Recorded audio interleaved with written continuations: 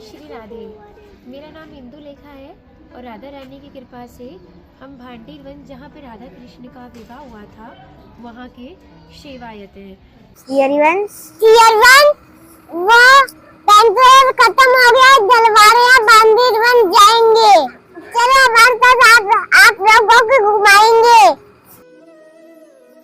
संतों के दर्शन कराएंगे, बंसीवट भी जाएंगे वहाँ से,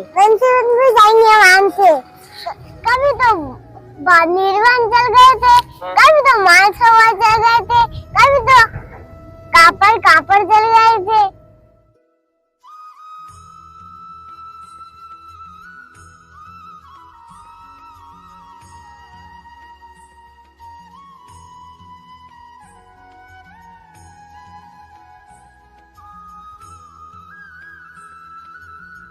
एक लीला इस कूप की मिलती है। आप जिस कुएं का भांडीर वन में दर्शन करोगे, उसकी मान्यता, जो सत्यव्रत नामक राजा थे, जिनका बाद में नाम मनु पड़ा था, वो काफी घोर तपस्या कर रहे थे कि मुझे भगवान विष्णु के दिव्य रूप के दर्शन हो।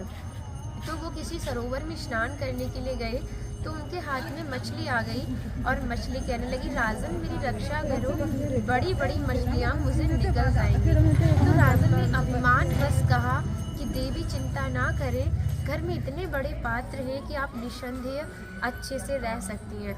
तो उनके सारे पात्र छोटे पड़ गए थे, तो कुछ क्षण के लिए इस कूप में रखा, तो इसका नाम मत्स्य कूप पड़ा। मान्यता बताई जाती है कि ठाकुर जी की जो 9 लाख गाय थी, दोपहर के समय इसी भांडीर वट के नीचे बैठ के विश्राम करती थी। तो माता जो भी प्रसादम रख देती थी, सभी ग्वाल बल एकत्रित होकर दोपहर का भोजन लेते थे। और आप कभी किसी विवाह में जाते हो तो बिना प्रसाद के नहीं आते। आप तो लाडली जी की विवाह स्थली आए हो। यहाँ था, उसमें यह तय किया गया कि जो भी हारेगा उसको भंडारा करना होगा। तो जब हमारे ठाकुर जी राधा रानी से मल्ल युद्ध में हार गए थे, तो ग्वाल वालों के साथ मिलकर यहाँ पे भंडारा किया। उसी के नाम पर इसका नाम भांडीर वन पड़ा। यहाँ पर जो दुर्वासा मुनि थे, जो कि बहुत ही क्रोधित व्यक्ति थे, जो दूब घास होती है उसी का रस पान करते थे। हमारी जो ब्रजांगनाएं थी, ब्रज गोपिकाएं थी, उन्होंने इसी भांडीर वट के नीचे उनको 56 प्रकार का व्यंजन खिलाया था। और ये भांडीर वन पूरा मुंजाट वन था। तो दावा अग्निपान ठाकुर जी ने भांडीर वन में किया है। भांडीर वट है ना, इसके नीचे आप आंख बंद करके लेट जाइए और ये महसूस कीजिए कि शीतल ठंडी हवाएं चल रही हैं। तो कान्हा जी ने पूरी अग्नि को मुंह में ही पान कर लिया था। और हमारी आदि वराह पुराण में इस स्थान का बहुत ही दिव्य वर्णन मिलता है। उसमें आता है एकादशंतु भांडीरम, यानी ब्रज में हमारे 12 वन हैं और 24 उपवन हैं। तो जो 12 वनों का मेन केंद्र हमारा वृंदावन है। बाबा यहाँ पे जल का क्या महत्व है?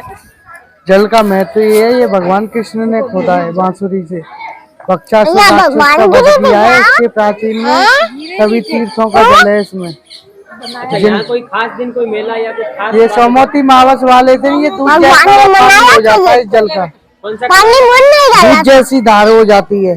सुबह 4 बजे आती है, सभी लाखों आदमियों की भीड़ होती है, मेला लगता है। अच्छा, तो यहाँ पे जिस माता बहनों के संतान नहीं होती है या लड़कियां होती हैं, लड़के नहीं होते हैं, तो बेटे की प्राप्ति मिलती है इसमें नहाने से। दोनों तरफ कुंड बने हुए। यहाँ की महिमा ठाकुर जी ने ये की है, ठाकुर जी ने स्नान किया है।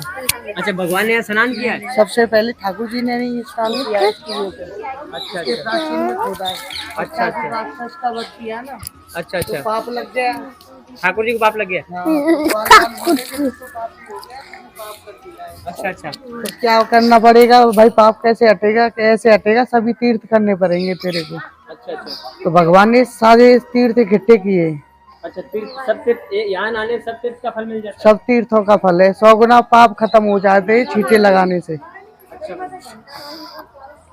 और यहाँ सोमवती मोक्षा में नहाने से संतान के लिए नहाते हैं इस कुंड में। इसके लड़के के लिए नहाते हैं इसमें। और उधर बना हुआ है 2 कुंड है यहाँ पे। इसी का पानी यहाँ जैसे साधारण स्नान है, इसमें आदमी की मनोकामना के लिए।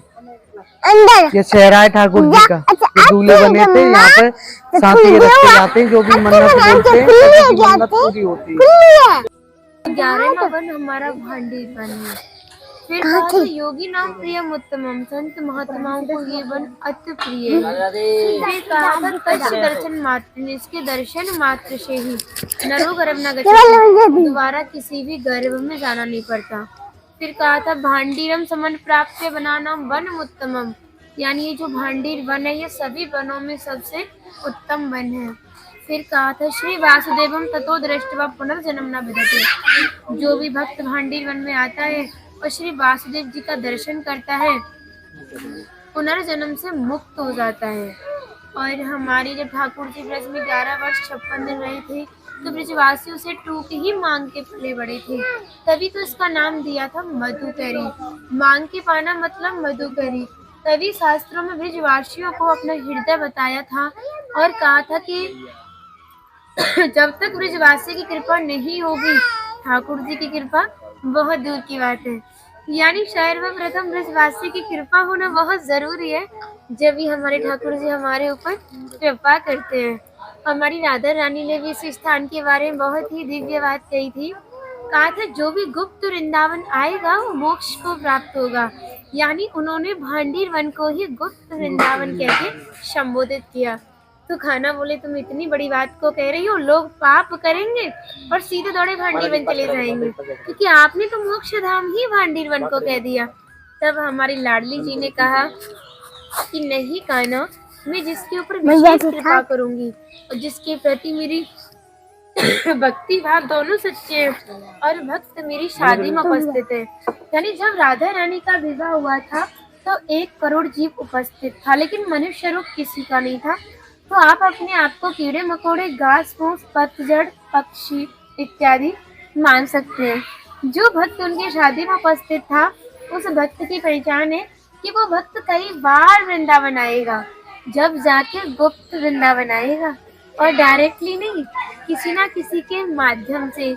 इस स्थान तक पहुंचने के लिए माध्यम का होना बहुत जरूरी है और सारा श्रेय भी माध्यम को जाता है, क्योंकि माध्यम ही हमें ऐसे दिव्य स्थान पर पहुंचाता है।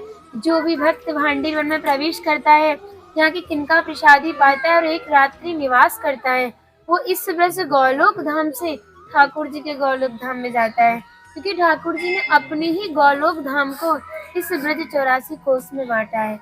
आप यहाँ ब्रज में जो भी दर्शन करोगे वो मानव निर्मित दर्शन और प्रकृति की देन के दर्शन है, क्योंकि मनुष्य मंदिर का निर्माण करके विग्रहों की स्थापना कर सकता है और प्रकृति देन जैसे आप जिस भांडीर वट का दर्शन कर रहे हो, ठाकुर जी के गौलोक धाम में आप ब्रह्म वैभव कांड का अध्ययन करोगे तो वहाँ पे ब्रज नंबर है 9818847055। इस नंबर के माध्यम से आप हमसे संपर्क कर सकते हैं अगर और भी लीलाओं का जानकारी लेनी हो।